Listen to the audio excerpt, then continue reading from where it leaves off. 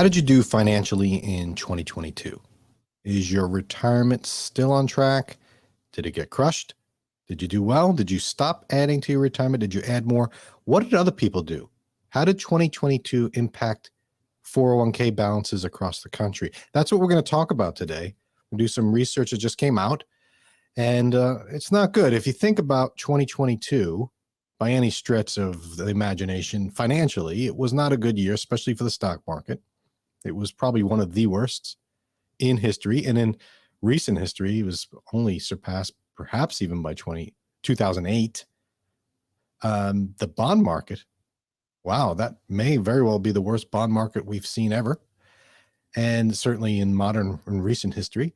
So what's going on? What are other people doing? And I know that this is going to be considered potentially negative conversation. So why don't I bring in my co-host, Tony Schroeder, lighten the mood. Tony. That's good. 2022. Was your retirement plan crushed?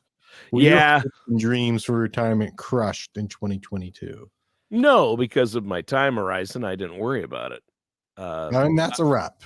I've got time. Everybody. No. Oh, that's the show. That was the point of the whole show. I blew the ending, didn't I? Yeah. No, you did not. Actually, we're going to be talking about this, Tony. We've talked about Fidelity's. They do a quarterly, I think, but they've had this financial futures, building financial futures. I'll put the link down here for those that are watching on YouTube. They can follow along, and I'm going to bring out some of the recent study info that they came. So they always ask what's going on, and Fidelity's got a ton of clients in the 401k market. So they actually use their client data, anonymized, of course, to say, hey, this is what's going on. Yeah. So I thought I would share some of that with you and get your take on it. I think that sounds good. I mean you, Tony, and I mean the audience. You know, I always say it's not about how much money you have, it's about how much income you need. But a lot of people like to know what other people are doing too. You know, sure. Like, how do I compare? In fact, we did a show, how do I compare, or how much do I need by a certain age? I think it was age 50, I think we said. I'll put that up there. People like that. People like to say, where do I stand in relation to everyone else? So what I want to do is pull out some data from this. And the first data point I want to pull out is a comparison. Like actually, Tony, what would you say the average 401k match is from employers? The percentage that the employers match, the average. Yeah. I don't know. I think it's between 3 and 6. Yeah. So talk about generic. Jeez, you're really not putting yourself out there. 5%. The most popular 401k match formula is a 5% employee contribution rate with 100% match. So they match 100% of the first 5%. And then the first 3%. I'm sorry, first 3%, and then a 50% match on the next 2%. Right. And that, according to this research paper, 43% of plans had this generic formula. Not a lot. No. Not a very high match. No, it's actually better than one. I worked for a company that they had this great, we match up to this, we match this amount, like 6%, 100% match. And I'm like, oh man, that's great. And then it said with a maximum match of, and it was $200.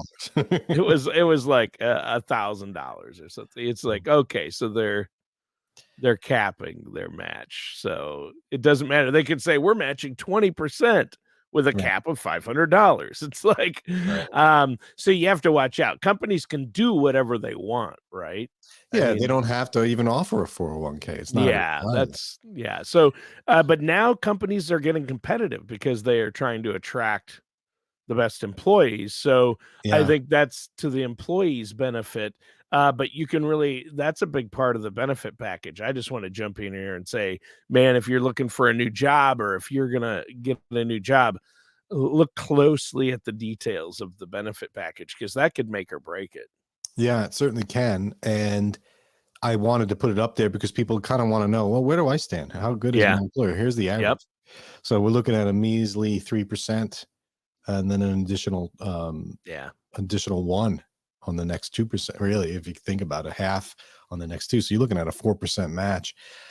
That's not going to cut it. Now, but that means though, if you put in 5%, you're getting 9% contribution in this scenario.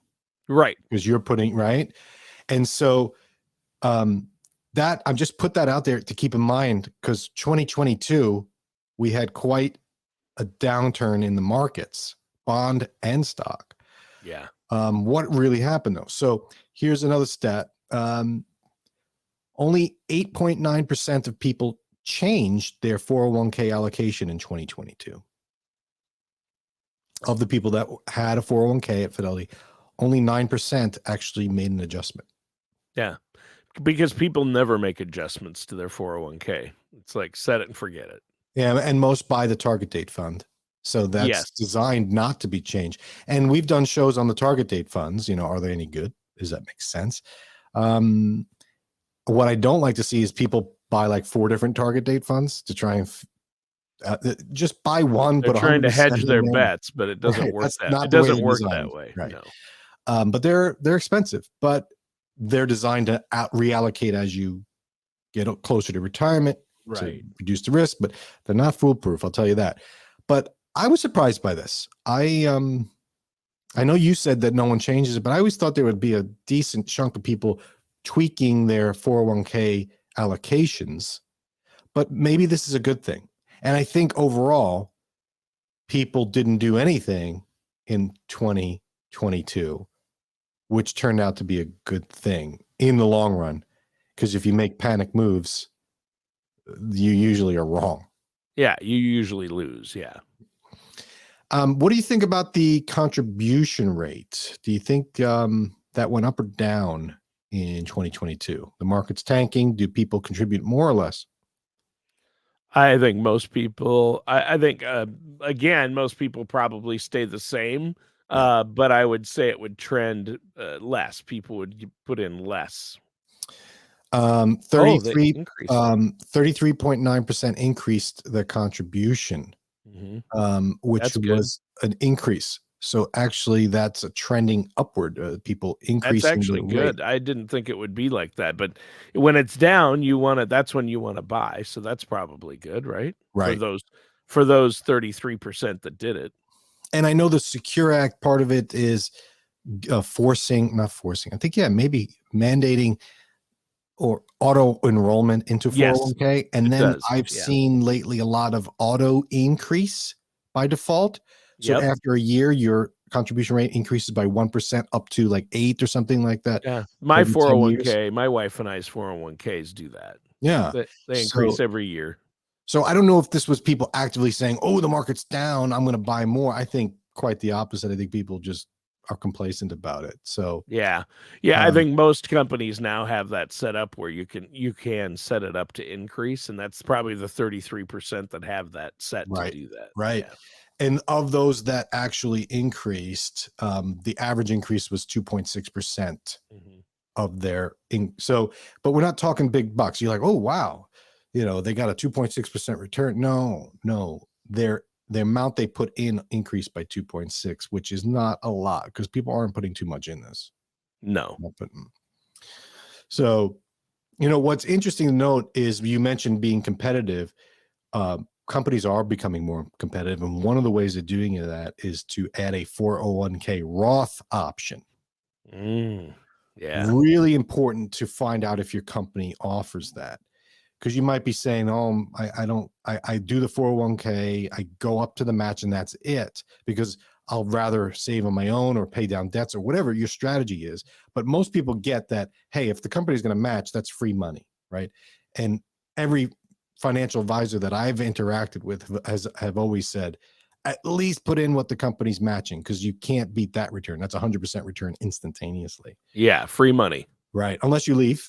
If you leave the employer under soon, that they can claw that back. There's usually a vesting period, couple of years. Yeah.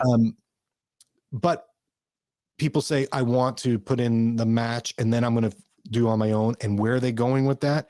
Here's a quote from the Fidelity research across generations. So this is all boomers all the way down to what's the latest, Generation Y, Z. Roth IRAs are the retail retirement savings vehicle of choice. 61% of all IRA contributions going into a Roth in Q4 2022. So a lot, if more people are putting into a Roth IRA contribution than a traditional IRA contribution in the last quarter of 2022. Makes sense. Important to note, if you put money into a Roth, you can't take it off your tax liability this year. You can't put $5,000 in a Roth IRA and then say, oh, I made $5,000 less, I don't pay taxes on it. You pay tax and then you put it in. But all future gains on that are tax-free. Yeah, so, the whole works is tax-free when it comes out. That's exactly right. And so that's really appealing, especially if you got time on your side to let this compound. You know, my son works at a pizza restaurant and he had, I don't even know, but say $1,000 of income in 2022. I was thinking, hey, put that all in a Roth. Right now, you're 16 years old. Think about that. You can have 40, 50 years of compounding growth tax-free. You know, I'll be long gone by then, but he might say, Dad, thanks for that. Right. So he might, if you're lucky.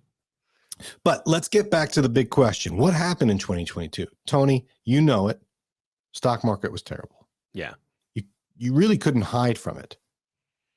No, everything was down. Everything was down. Precious metals, bonds, stocks. Right. And people used to hide in bonds. Bonds, yeah.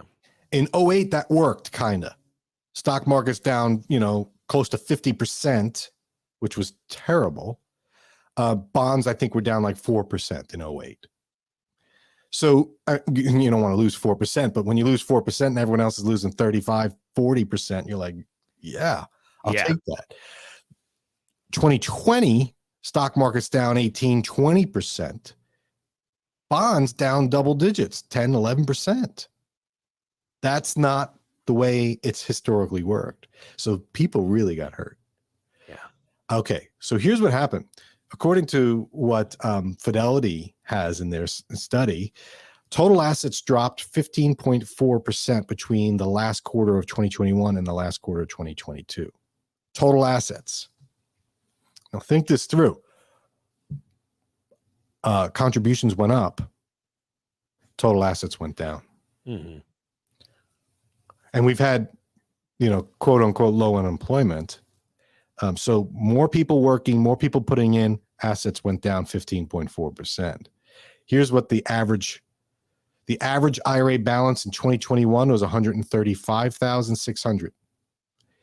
In 2022, the average balance was 104. That's a 23.3% decline. Ouch. They say total assets dropped 15%. Then this next stat says it looks like 23% drop. What's the difference? I put in there, this only considers active participants with a balance. So if someone pulls out of Fidelity, their 401k, they're no longer considered part of this. And who's going to be the ones that pull all of their money out of Fidelity 401k? Retiree. Yeah. So retirement. And they have a higher balance. So it brings down, but still between 15 and 23% decline in balances. That's significant. That is, yeah. So if you're listening to this saying, well, geez, I lost 10% and I'm upset by it. Yeah. Relatively speaking, you can pretty much be happy about that. If you've lost 25% and been like, geez, I underperformed. Why did I lose 25%? That's okay too. So here's the key of all this. And this is where it's like, how do you compare against the averages and throw all this out the window? Just know the stock market got crushed. The bond market got crushed in 2022. Average balances went down across the board. What did yours do? Odds are it went down, but not if you're retired in 2022. Did it go down for those that are retired? Like, that's what matters, is when are you going to retire? You said it at the beginning, Tony. The timing. Time horizon. Yeah. Are you retiring anytime soon? No. You're fired. Where's my little? You're fired. No. Like, well, not by choice. Yeah. Okay. Yeah. Yeah. I get your point. Not by choice. In 2008, people panicked because not only did the stock market go down, the real estate went down. That was a biggie. Yeah. So they felt it from there, which is usually like, at least I got my house. Now your house is worth less than you owe. And also unemployment was up big in 2008, whereas we didn't have the unemployment huge problem in 2022. So what happened was people rode the wave in 2022, except those that are close to retirement. And this is a whole different discussion is, yeah, a 20% decline is average. Okay. I'm not going to say no big deal. No, like red flag, like, oh my God, you lost 20% 2022. What's your problem? How did you do that? Like, who does that? That's what everyone did, right? And generally speaking, I lost double-digit returns. Okay, that's okay, because that's what. But if you're saying that and you were planning to retire in 2022, that's where the problem lies. And that's where the disconnect is. And that's where the target date funds fail people. Is, hey, I target date 2020, 2025 target date loses double-digit returns. Wait, that means I'm supposed to retire in 2 years. How am I supposed to be losing double-digit returns? The point being, the target dates aren't the be-all, end-all. And it doesn't mean that at 2025, you're not going to invest anymore. Or when you retire, you're going to die. Target date fund says you retire and still live 20 years. So you still need some risk, which is why you have that decline. The important part to note is if you're thinking about retirement, you don't want to compare yourself to the market average. You don't want to look at CNBC headline and say the S&P down 18.5% in 2022. All right, I'm down 17. I did okay. No, you got to look at it and say, well, what do I need to get? What kind of return do I need to get so I don't run into trouble in retirement? Run out of money. Yeah. So interestingly enough, people added more to retirement in 2022. That surprised me. I don't believe that's what's going to happen in 2023. I think people are going to be pulling from their retirement accounts in 2023 to make up for inflation. Sure. Or they're going to reduce their contributions in 2023 because of inflation. I think that's what's going to happen. I don't know, obviously. So I was surprised that it didn't happen in 2022, but balances declined. 401k balances declined across the board. Not surprised. And that was mainly due to the market. It wasn't due to the people stopping contributions. Right. It was due to the market. But the lesson here is don't panic and don't freeze. So people sometimes panic and then instead of like selling, they just stop. Yep. Right. What am I gonna do? I don't know.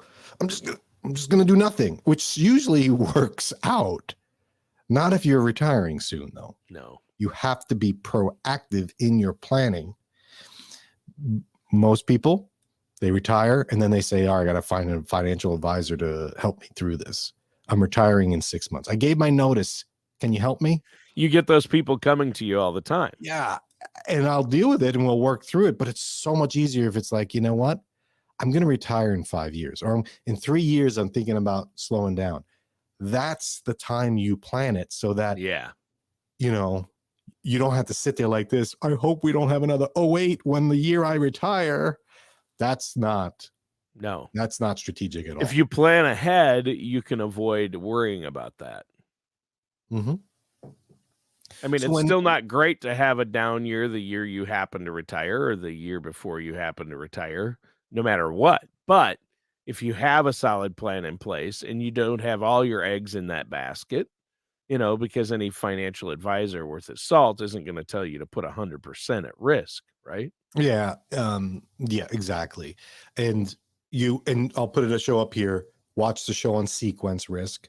Yeah. Having a down year right before retirement is not a good thing. Usually having a down year right after retirement, when you're pulling money out, is even worse. Yeah, that's worse. So you have to kind of like stretch this out and you got to look at retirement as, say it's a timeline. I'm going to retire in October of 2023.